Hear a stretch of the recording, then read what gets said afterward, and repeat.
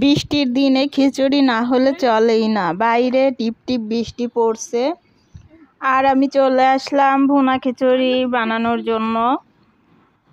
ভুনা খিচুড়ি বানানোর জন্য একটা কড়াই চুলায় বসিয়ে দিয়েছি আর দিয়ে দিচ্ছি তেল পরিমাণ মতো, দিলাম এলাচ দারুচিনি আর এখন দিয়ে দিচ্ছি হচ্ছে পেঁয়াজ কুচি। পেঁয়াজ আর এলাচ একটু লাল লাল করে ভেজে নেব। এখন এর মধ্যে হলুদ মরিচের গুঁড়া আর হচ্ছে আদা রসুন বাটা সব কিছু মশলা একসাথে দিয়ে আমি কষিয়ে নেব মশলা। সামান্য একটু পানি দিয়ে দেব। এখন মশলা কষানো হয়ে গেলে একটু লবণ দিয়ে দেব। লবণ দেওয়া হয়ে গেলে মশলা ভালোভাবে কষানো হলে এখন গরুর মাংস দিয়ে দেব।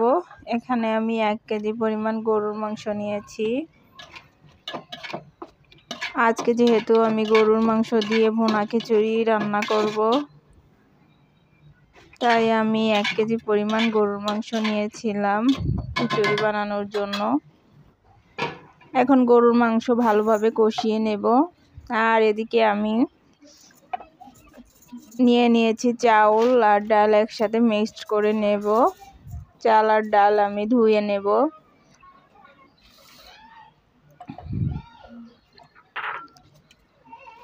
চাল আর ডাল এভাবে আমি ভালো করে ধুয়ে নেব, ধুয়ে পানি ঝরিয়ে নেব। এদিকে আমার মাংস কষানো হয়ে যাচ্ছে। মাংস ভালোভাবে কষানো হয়ে গেলে মাংসের মধ্যে আমি চাল আর ডাল দিয়ে দেব, দিয়ে কিছু সময় নাড়াচাড়া করে নেব।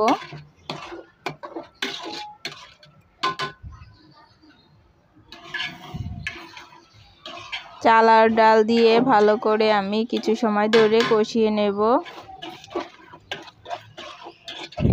বৃষ্টির দিনে ভুনা খিচুড়ি খেতে এতটা মজার হয়। আসলে বৃষ্টি নামলে আমাদের ভুনা খিচুড়ি বানাতেই হবে, এরকম একটা ব্যাপার। এখন আমি দিয়ে দিলাম এর মধ্যে গরম পানি করে রেখেছিলাম, গরম পানি দিয়ে দিলাম।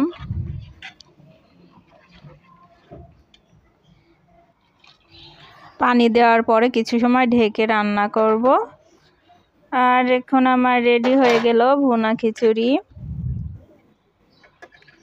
ভুনা খিচুড়ি সবসময় খেতে অনেক মজার হয়, আর গরুর মাংস দিলে তো এতটা মজার হয় তা বলার বাইরে। দেখুন কতটা সুন্দর হয়েছে, এখনই মনে হচ্ছে খেয়ে ফেলি। তো আজকের ভিডিওটি যদি আপনাদের ভালো লেগে থাকে তাহলে আমার চ্যানেলটিকে সাবস্ক্রাইব করে পাশে থাকা বেল আইকনটি বাজিয়ে দেবেন আর লাইক কমেন্ট শেয়ার করবেন। সবাইকে ধন্যবাদ। আল্লাহ হাফেজ।